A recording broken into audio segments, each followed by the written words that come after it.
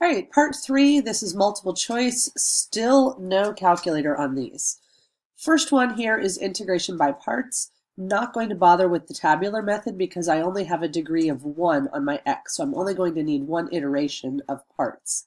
So I'll call my u x and my dv I'll call cosine x. So u is x, du is dx, dv is cosine x, technically cosine x dx, and v is the integral of cosine, which is sine. So then I need uv, which is x times sine x, minus the integral of v du, which is just sine x dx. Now the integral of sine is negative cosine, but because I already have this negative sign, I actually negate to get x sine x, making the negative positive, cosine x plus c, which is answer B over here. Number 2 is integration by partial fractions, and they quite kindly have already factored out the denominator for us. So I can rewrite x minus 1 over x times x minus 2 as a over x plus b over x minus 2.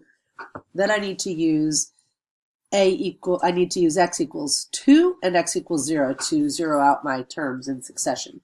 So when I plug in x equals 2, I get 1 equals 2b, so b is 1/2. When I plug in x equals 0, I get negative 1 equals negative 2a, so a is also 1/2. So I plug in, I'm going to actually put the 1/2s out in front to make my life easier when I integrate. So I have a 1/2 times the integral of 1 over x plus 1/2 times the integral of 1 over x minus 2. I integrate both of these using the natural log function. Don't forget your absolute values. And then, of course, you need a plus c, but the real question is, which answer do we match to? And you do need a 1/2 in front of both of these guys, which is why I know A and C are not correct. But the answer could be B or D. And then you have to get, if you got your signs correct, which is a plus here, that means you use the multiplication property of logs to get your answer choice of D. All right, number 3 is also going to be an integration by parts problem. And once again, I only need one iteration because I only have a linear x value. So there's no reason to do a tabular problem here. So I'm going to call x equal to u, and therefore du is dx. dv is e to the negative x, and you integrate e to the negative x to v equals negative e to the negative x. So uv is negative times x times e to the negative x, and then subtract out a negative v du. So when I subtract a negative, I get a positive there, and I have to integrate e to the negative x.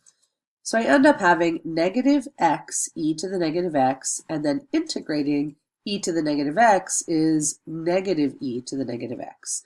And then in order to match the correct answer, it looks like I'm factoring out a negative e to the negative x, which leaves me, looks like what I did here was just factor out an e to the negative x, and I left the negative in here, but I definitely need to factor out that negative. So negative e to the negative x times in paren x plus 1, and then plus c gives me the answer choice of C. Now for problem 4, since I have an integration by parts problem with an x squared, that means I should be using the tabular method because I need 2 iterations of parts. So once again, to integrate by parts with the tabular method, I put the x squared on my left, the e to the x on the right. I integrate e to the x, and each time I get itself, e to the x, e to the x, e to the x. X squared differentiates to 2x, which differentiates to 2, which differentiates to 0. So I need 4 rows of this by parts. Now I'm going to multiply x squared times e to the x, 2x times e to the x, and 2 times e to the x. And I need to alternate my signs, positive, negative, positive. So that's why I have positive, negative, positive over here, and then a plus c. And it looks like to match to my correct answer, I factored out an e to the x, and I'm left with x squared minus 2x plus 2, and all of that plus c. So my answer here is C.